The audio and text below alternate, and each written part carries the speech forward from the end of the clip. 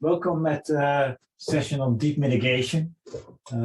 We will have actually 3 different sessions on deep mitigation now later this afternoon and tomorrow morning, or tomorrow, depending on what time zone you're on. So we'll kick off with this session with 5 presentations. We will hear quite a bit on negative emissions this afternoon, with several presentations on carbon removal and direct air capture. But I think the first presentation by Marta and Victoria will be a little bit more broad. So, Marta, the floor is yours. Thank you. Let me share my screen. Perfect. All right, then I would like to start by saying thank you for the invitation. It's a really pleasure to be here in this conference presenting our last work that we have entitled Speed of Technological Transformation Required for Distinct Climate Ambitions in Europe. And this is a joint effort together with Elizabeth Zeyen and Tom Brown. And what I would like to present today is first our motivation, and then what methodology we used, and then quickly present 3 blocks of results, those related to the speed of technological transformation. I will be talking a little bit about sensitivity to CO2 sequestration costs and potential. And finally, I will cover the differences in cumulative system costs. And just a disclaimer, all of those are preliminary results, so they are not yet peer reviewed, but you can get access to a preprint through this archive link. And let me start saying that we know that there is roughly a linear relation between the cumulative CO2 emissions and the temperature increase. And what we have trying to answer with this research is that, is it possible for Europe to use a reduced carbon budget? Why is that? Well, that will entail a reduced temperature increase. But also, if Europe can reduce its cumulative emissions, that could compensate for higher historical emissions and allow other regions to increase their emissions. So what we have done is we have investigate different transition paths and different carbon budgets, all of them corresponding to different temperature increase, of course, also different salinity. But also we have used different splitting rules to split the global carbon budget and to calculate what part of that corresponds to Europe. And what we are trying to look at is what are the consequences in terms of technology shifts, the sensitivity to CO2 sequestration potential and costs, and as I mentioned, the cumulative system costs. So let me start presenting the methodology. To do this analysis, we have used PBL. This is an open model of the full sector-coupled energy system in Europe.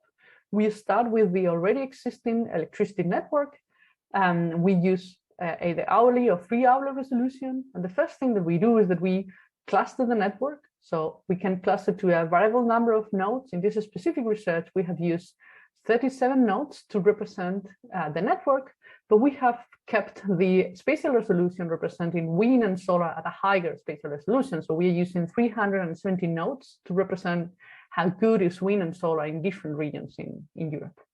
And I can also recommend to take a look at the poster on December 2 to see the how relevant is including network and a high time resolution, and how these are one of the several key aspects to model renewable penetration.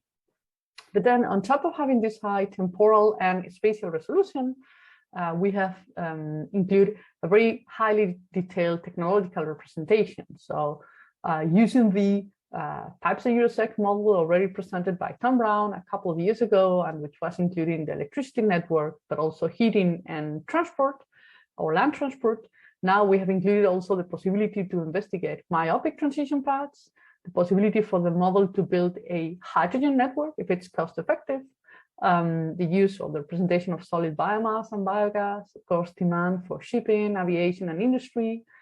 Exogenous to our model is the electrification of some industrial processes, or for instance, the use of direct reduced iron to produce steel, and the conversion of the shipping to hydrogen.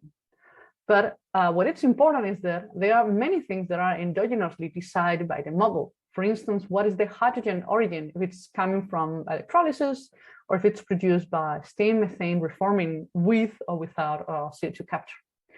The model can also define what is the origin of the fuels such as methane or naphtha, if they have fossil origin or they are produced synthetically using methanation or Fischer-Tropsch reactions.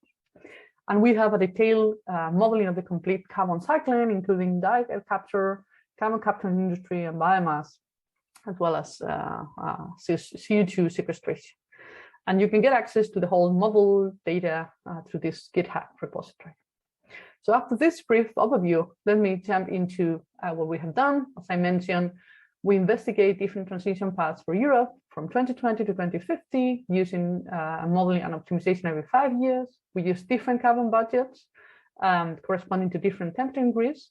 So they mean all the transition paths are reaching carbon neutrality by 2050, but the amount of emissions in all of them is different.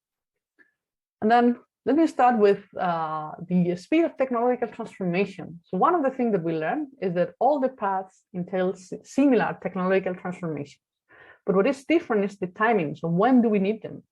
All the paths, as I mentioned, require strong deployment of wind and solar, strong electrification, direct electrification using heat pumps or electric vehicles, or indirect electrification using, for instance, synthetic fuels. As I mentioned, the important is when this happens. You can see, for instance, when the different transition paths needs to achieve almost full decarbonization in the electricity sector. So for lower temperature increase, this needs to be attained earlier. As I mentioned, all of them, all the paths see a MAIA expansion. So the non-biomass renewable electricity supply more than 50% of the final demand at different time steps. We see MAIA electrification of heating. And again, this depends on when the transition paths imposes when this is happening. So one way of looking at this is that the different transition paths and the different carbon budgets require a very different evolution of the CO2 price. You can see how the 1.5 or 1.6 transition paths require higher CO2 prices already by 2030 and 2035 to make sure that the transformations are taking place fast enough. If I come back to this figure showing different transformation, I would also like to highlight this appearance of hydrogen produced by electrolysis. In fact, we do not see blue hydrogen playing any role in any of the transition paths, but what we see is hydrogen, electrolytic hydrogen appearing in the model. And even we see, for instance, for the 1.7 budget, towards the end of the transition, we see electrolysis capacities appearing in different countries, but also a hydrogen network being built from scratch, or a greenfield hydrogen network appearing, because it's cost effective to put money into that and give them the model the ability to exchange hydrogen from one country to the other. Towards the end of this, on the bottom of this figure, we were also plotting, for instance, the fact that all the transition paths see the production of synthetic oil using Fischer-Tropsch earlier for lower temperature increase. And all of them use CO2 sequestration up to the potential that we have assumed to this 200 megatons of CO2. So we also wanted to take a closer look to understand how this is, what is the carbon cycle in this highly resolved model. And let me use the 1.5 degree transition as an example. So on the bottom of this figure, we plot how are we capturing CO2, from where are we capturing CO2. We can see that at the beginning, we start capturing CO2 from the process emissions in the industry that cannot be avoided, but also from production of heat using gas in the industry and the use of biomass to produce heat or to be used in combined heat and power. Even a little later, we start also capturing CO2 using direct air capture, but that's only happening for transition paths associated with temperature increase of 1.5 and 1.6. So if we really want to go fast, we end up seeing direct air capture being part of the solution, but not for higher temperature increase. And then what do we do with this CO2 that has been captured? Well, we can look at the upper part of this figure, and we see that at the beginning, what we do is this orange region. So we start sequestering CO2 until we reach the maximum potential of 200 megatons per year. And after that, the model starts using the CO2 that has been captured to produce synthetic oils and synthetic naphtha using the Fischer-Tropsch reaction. We also see a little bit of synthetic methane being produced, but only for this 1.5 transition path. So we see more relevant the use of CO2 to produce synthetic fuels. And at this point, we were wondering, well, we can see that CO2 sequestration is used earlier. So the model seems to prefer that. And that means that this is a key element, a key component of this decarbonization. So we want to understand better why is it and to what extent. So then we implemented a sensitivity analysis. Let me walk you through that sensitivity analysis. So we have here our reference scenario, and that is a maximum potential of 200 megatons CO2 capture, sequestration per year, and a reference cost of 20 euros. And then we move the condition. So for instance, we see what happens if we are in a very optimistic situation where the cost is much lower. So we move down in this y-axis, and the potential is much higher. So we are coming to this very optimistic combination of assumptions. Well, in this situation, the model decided to sequester up to around 1.1 gigatons of CO2 per year. But it's also relevant to see what's happening if we end up in a very different situation. So for instance, what happens if the CO2 sequestration ends up being more expensive than we are assuming? Well, we go up in this graph. And if CO2 is more expensive, we end up with a solution in which only 127 megatons of CO2 are captured per year. And we also wanted to understand what are the implications for the rest of the model. So we can also plot what is the required CO2 price. And this is telling us how difficult it is to achieve the full decarbonization, climate neutrality in 2050. And again, we can see that with the cheap CO2 sequestering technology, the required CO2 price is relatively low, 124. But if that CO2 sequestering technology is not ready, we'll need to reach extremely high CO2 prices to achieve the carbon neutrality without using this component. And then I would like to conclude by showing the results on the third set of analysis, the cumulative system cost. So we have included several figures and analysis in the paper, but for the sake of time, I would like to emphasize here our two main results. First result is that we see small cost differences, cumulative cost differences between the different carbon budgets. So for instance, 1.5 degrees and 1.6 degrees budgets, they are 8% and 1% more expensive than the 2-degree budget. And this is, of course, with a certain set of assumptions, a 2-degree discount rate, at 120 euros per ton of CO2 assume a social cost of carbon. And we also discuss in the paper the impacts of assuming different discount rates and social cost of carbon. But what is relevant for us here is that the cost differences are not that high.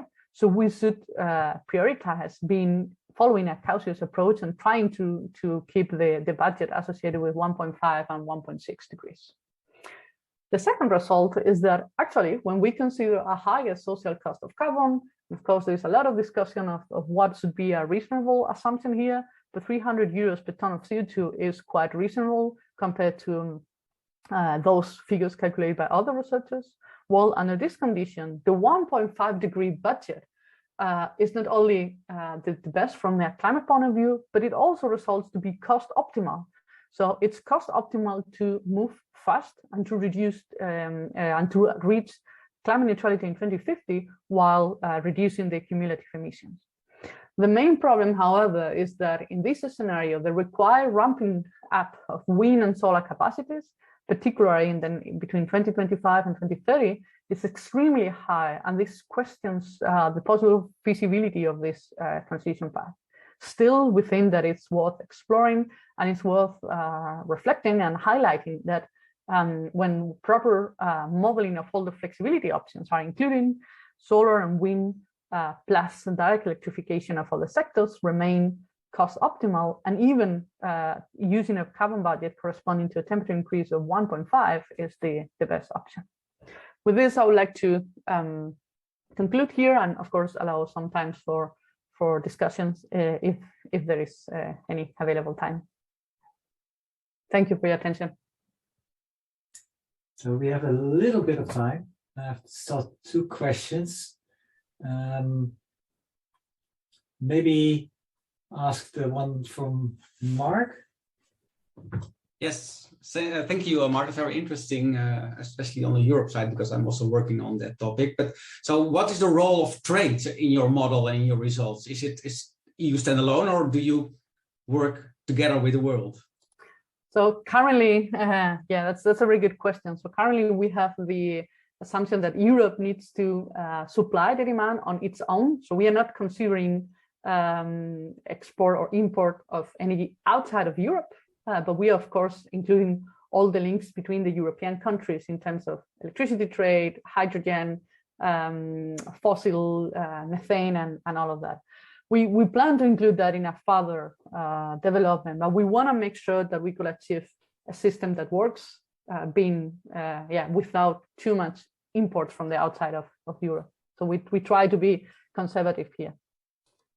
Okay, thanks. Okay, we'll try the second question as well. Andries Hoff asked whether the technologies are immediately available or whether they come available in time. And Nico Bauer followed up with whether there are constraints on the ramp of technologies. And I think both are inspired by the fact that you have a carbon tax that goes up and down again. Mm-hmm. Thank you. Yes. Direct air capture is already available in the model, but it's much more expensive today than we assume it to be in 2050. And that's possible one of the main limitations of our model. We are assuming exogenous cost evolution of the technologies based on this assumption that, for instance, the cost of solar PV will be mostly driven by the global installation rate and not only by the installation rate in Europe. So we assume that all technologies have cost evolution based on the Danish Energy Agency. And that makes that, so the short answer is direct air capture is available now, but it's very expensive. And answering the second question, we did not include ramping up constraints. And this is also something that we are considering for future analysis, but we really wanted to understand how a system only driven by the CO2 constraint, so only driven by a global CO2 decarbonization target, will decide to be to evolve in itself. Plus, we also, it's difficult to decide which constraints to impose, but so far in these results, we are not imposing any constraints beside those related to the cost, to the fact that the cost of the technologies are different in different time steps. Young Q, are you already there? Yeah. Yes, I'm here. Yes. I'm not sure whether people realize that you're in University of California, so it must be quite early for you. So we continue the theme of negative emissions and direct air capture, and so please have the floor. Okay, thank you. My name is Yang Cho, and I'm currently a PhD candidate at the University of California, Santa Barbara. So the topic of my presentation today is environmental trade-offs of direct air capture in climate change mitigation towards 2100. So the most updated IPCC 6th annual report have shown that the remaining carbon budget to achieve this 1.5 degree climate target with 50% likelihood is only 500 gigaton of CO2. And this is likely to be depleted within less than 20 years, probably, under the current carbon emission rate. And so there is a growing number of studies have shown that only reducing carbon emission is not enough to reach this 1.5 climate target. We also need to deploy negative emission technology to remove CO2 from the atmosphere. So direct air capture is one type of negative technology, and it has very promising future because of several advantages. For example, its flexibility in terms of deployment location, and it has small land use impact compared to other options, for example, the bioenergy with carbon capture and the storage. However, on the other hand, DAC is very energy intensive. And so previous studies have shown that the environmental performance of DAC is very sensitive to its energy use efficiency, as well as the environmental footprint related to the energy source. But this study did not really reveal how the environmental impact would change depending on specific energy transition pathway. And they also did not consider the technology learning effect on the environmental impacts of DAC. So the novelty of this study is that we evaluate the environmental impact of DAC under specific climate change mitigation context. And those contexts actually determines the transition pathway of the electricity system, as well as it dictate the capacity scale up and the technology learning of the direct air DAC. So this information was further used in our study to calculate the prospective environmental impacts of DAC. Also, because DAC deployment can affect the electricity demand as well as the generation profile. So here we also looked at how DAC deployment affect the electricity system. So here is the research question. First, what are the prospective environmental impact of DAC from 2020 to 2100 under different climate scenarios? So here we specifically consider the effect of electricity system evolution and the technology learning of DAC on the environmental impact of DAC. And then the second question is kind of like go back to see how does DAC deployment affect the environmental impact of electricity generation. In this study, we used the life cycle assessment to quantify the environmental impact of DAC across all life cycle phases, as you can see in this little illustration. And each life cycle phase requires material and energy input, which are also called life cycle inventory. So in the LCA study, there is a distinction between the foreground and the background system. The foreground basically describes the studied product system. So in this case, DAC is an example. And then the background describes the upstream and the downstream processes in the supply chain that are related to the studied product system. So for example, the electricity supply is part of the background system. Once we combine both background and foreground system, we can calculate the total emission and the waste generation related to the whole system in this process called life cycle inventory assessment. And then in the next step, we need to link each specific emission and waste generation to the specific impact category in the process called life cycle impact assessment. In this study, we collected the life cycle inventory, or LCI, from a professional database called EcoEvent, as well as the existing literature of direct air capture. But those LCI data basically represent the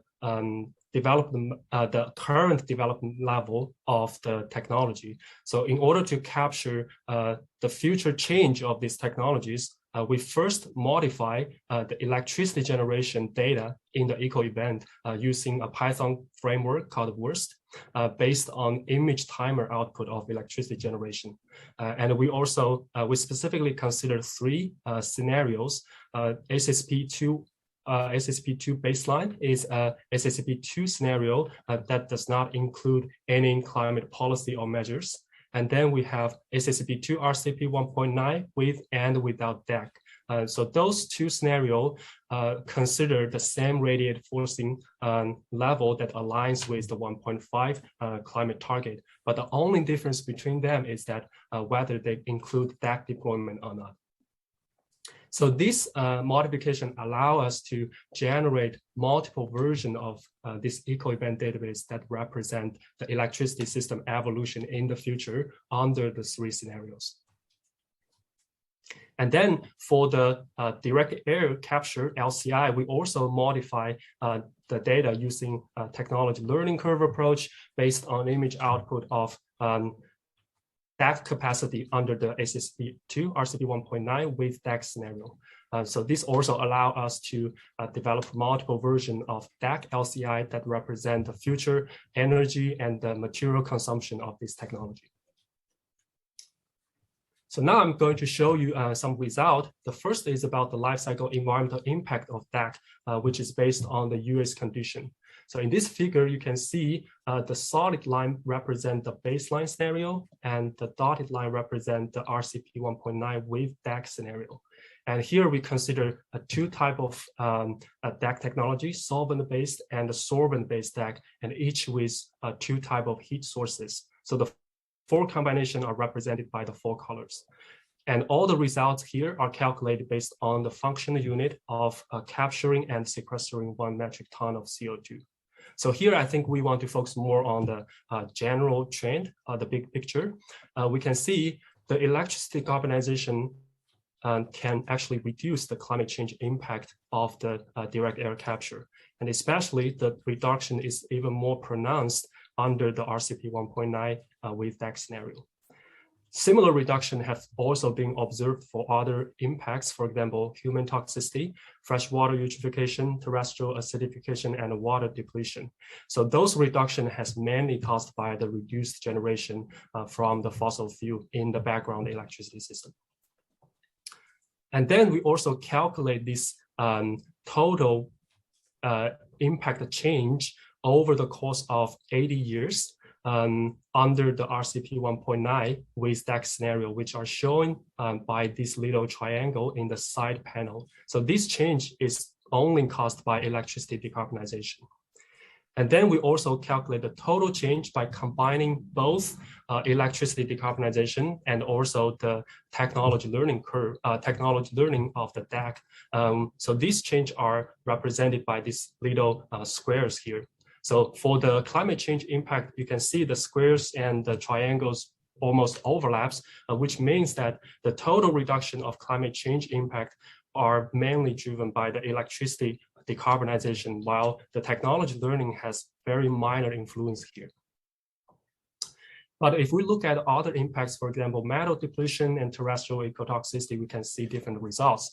The general trend shows that these two impacts basically increase as the electricity decarbonizes, which is mainly due to the renewable penetration because of the increased kind of like metal depletion and emission caused by manufacturing those renewable solar panel and wind turbine.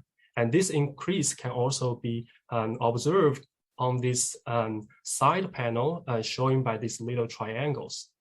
But if we further incorporate the technology learning, we can see those increases can be significantly reduced, as you can see for shown by these little squares, and some of them can even negate the increases. So here I'm going to show you the next part of the result, which is about the DAC and the effect of DAC on electricity, on the environmental impact of electricity generation. So each panel here represent different impact categories. The bars represent the absolute change between two scenarios, the RCP 1.9 with and without DAC. So in other words, these changes are basically caused by the DAC deployment. And then we also calculate the impact change over time that is relative to the 2020 level, which are marked by these two lines, red and blue, which represent the same two scenario here. So here, let's focus on the general trend. We can see 5 out of the 8 impact categories, we can see reductions over time, which is mainly due to the electricity decarbonization. And then what's more important is that the temporal change of this impact over time, which is caused by, again, the decarbonization of electricity system, is much more pronounced as compared to the difference between these two lines. As you can see, most of these lines are overlapping with each other. So the key message here is that DAC deployment slightly changed the environmental impact of electricity generation, as you can see in these bars and the difference between the lines, but that effect does not significantly alter the long-term trend of this impact caused by electricity decarbonization. So with that, I would like to conclude my presentation with 2 takeaway messages. First, the power sector decarbonization and the technology improvement of DAC needs to work together to reduce the overall environmental impact of DAC. As we can see that electricity decarbonization actually caused the environmental trade-off for DAC by increasing metal depletion and the terrestrial ecotoxicity. But those increases can be mitigated through the technology learning of DAC. And second, in the previous slides, we can see in spite of DAC deployment, the electricity decarbonization is actually the main reason that reduces the climate change impact and a few other impacts related to electricity generation. So our second takeaway is that DAC is a complementary decarbonization strategy that should act synergistically with other strategies for the climate change, for the climate mitigation, as well as the overall environmental benefit. So with that, I would like to thank all the collaborators for their contribution in this study, and also thank all the audience for your attention. So now I'm happy to take any questions. Thank you, Jan. The first question, I think, is by Pedro. Pedro, okay, yeah, I have to see that. Is there a paper published from this work? Which assessment model did you use in LCI? Okay, so this paper is still under review, and hopefully it will be published in near future. And I think when you say assessment model, are you talking about the integrated assessment model? If that's the case, we use the image output use the image output as the input for our LCI analysis. Maybe very quickly, Andres' questions in your answer. Andres, can you quickly summarize your question? Yeah, thanks, Jan, for your presentation. So maybe I missed it. It could very well be the case. But did you look at LCA also for other technologies, so wind power, CCS, etc.? Because that if you have more DAC, direct air capture, you need less CCS perhaps, and also less water. So I was not sure if you also take these life cycles into account of other technologies or not. So the thing is, in this study, we don't look at the LCA for other mitigation strategies. Like you said, the carbon capture storage for power plant, I guess.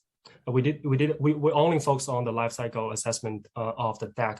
But I think in the image, when it generates the output that is used for our LCI, I think they consider a bunch of different decarbonization strategies. Okay, yeah, I hope that answers your question. Yeah, and so if people still have questions, put them in the chat and Jan can answer them, because I now would like to move to the next presentation by Pedro MAIA. Hello, can you see those lights?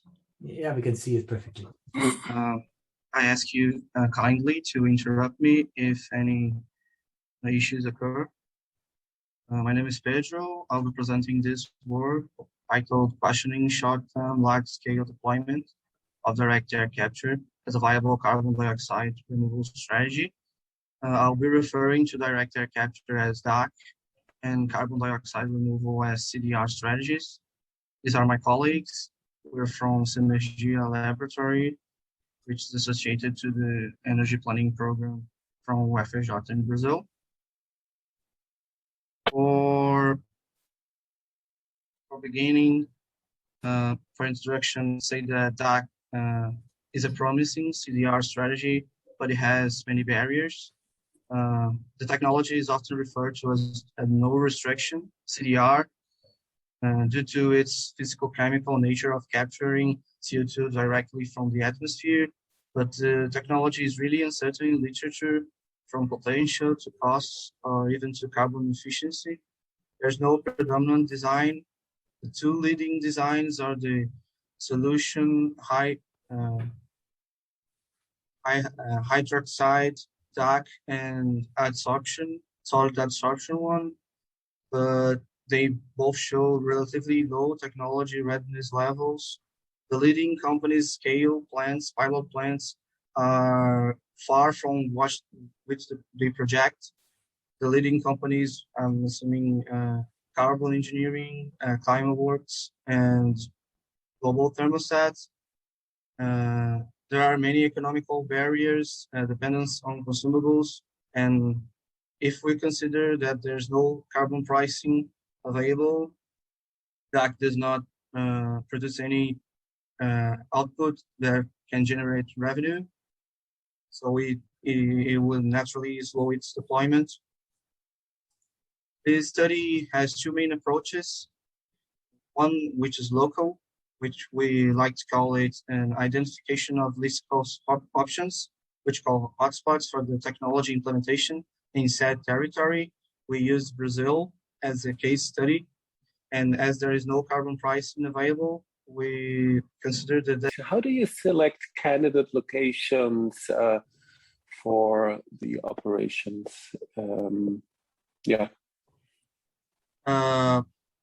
We georeference three variables. We georeference mature oil fields and its capacity or its demand for CO2. We georeferenced sodium hydroxide production. And we also did an exercise on testing of CO2 usage to soda production. So we georeferenced this in territory, in case in Brazil, and we did a least cost analysis. It wasn't an optimization analysis, but we tried to locate the hypothetical plants as close to the demand or the supply, and see which had least cost. And we model CO2 pipelines and road transport of consumables to see which were least cost options. I don't know if I answered your question, but. Thank you. So there's another question for you, Pedro, by David. Let's see. Maybe David can ask him. What do you assume about the rate of regeneration for sodium hydroxide and calcium carbonate during DAC? We assumed 99.9% regeneration rates for sodium hydroxide, and we assumed 93% for calcium carbonate, if I remember correctly. Yes, sir. Maybe it might be interesting to come back to what I think are differences between the presentations. So you are a little much more pessimistic about the DEC and the environmental impacts than I think we have seen from Young's presentation and maybe the others. So maybe this is something for the discussion to come back to, but it's interesting maybe to explore why you find quite some severe limits in large-scale DEC use, and Young actually goes to a much more optimistic conclusion. But I think it's also true for Teresa, who also saw a role possibly for DEC in Europe. I think the most issue here that we are not considering carbon pricing. So if carbon pricing is available, that may be a solution. And we are looking to short term, and we do not consider learning curves. So it might have a really great impact in this analysis. Its limitation, but as we're looking at short term and first of a kind plants, we did not assume this. Alexander? Yeah, I think just adding something to the answer of Pedro, I think the major issue here is related to the technology. The technology that is available now is based on liquid sorbents, and we need these liquid solvents to implement the carbon capture. And this is not very efficient in terms of thermodynamically. We have a large energy penalty related to that, and we need the sodium hydroxide to do that because it's the available sorbent to do that.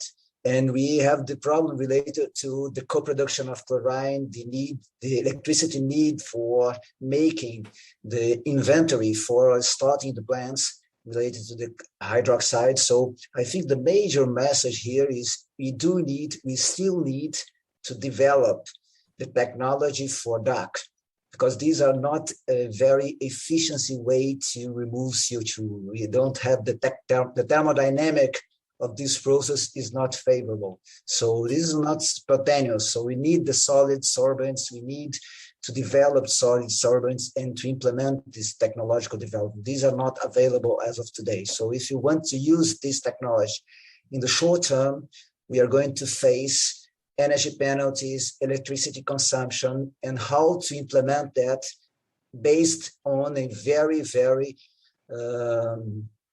environmental challenging industry, which is the sodium chloride industry as of today. Thanks. Jan, do you want to respond to this as well quickly? Yeah, I definitely have some comments on this. I think based on my study, I focus more on the environmental impacts of DAC, as I have shown that the environmental impacts of DAC actually pretty much determined by the background electricity system. So if we have clean electricity that can be used to operate the DAC, then the environmental impact would be much less. So I think the main issue is that how can we deploy DAC in you can see in specific location that is related, that is close to the renewable energy. I think whether it can use renewable energy as an energy supply, I think that's the key issue for the environmental impacts. And another thing is, I think talking about the cost, I would say definitely the cost of the direct air capture is relatively high at this moment. But I think the main issue is that we need to find the kind of like the upstream for the direct air capture. If we just store the capture the CO2 on underground and it has no value, then I think it definitely stop the cost being kind of like affect the cost. But if we can find the upstream of the captured CO2, for example, producing some synthetic fuel, then I think that will significantly improve the application of DAC. So I think that's the two comments I want to mention. Would you also be able to say something quickly on the sorbent question? Because the sorbent was playing a major role in the environmental impact in Pedro's presentation. In our study, we actually consider the sorbent DAC, which is based on amine-based silica. And I think there is a company that is called Climework that is trying to apply this kind of solid-based sorbent into application. I think the benefit with the solid sorbent DAC is that it can, during the CO2 release phase, because once you capture the CO2, you need to use the heat source to release the CO2 and then store it somewhere. So the CO2 release phase has relatively low temperature requirement as compared to the sorbent DAC. So for the solid-based DAC, it can use some of the waste heat from power plants or some of the industry sector, which can also kind of like basically is not using the heat source from, for example, natural gas. So I think that's also one of the benefit related to the sorbent DAC. This is very clear because that is a major different assumption, as Alexander was describing in the work of Pedro. So that I think is okay. Thank you.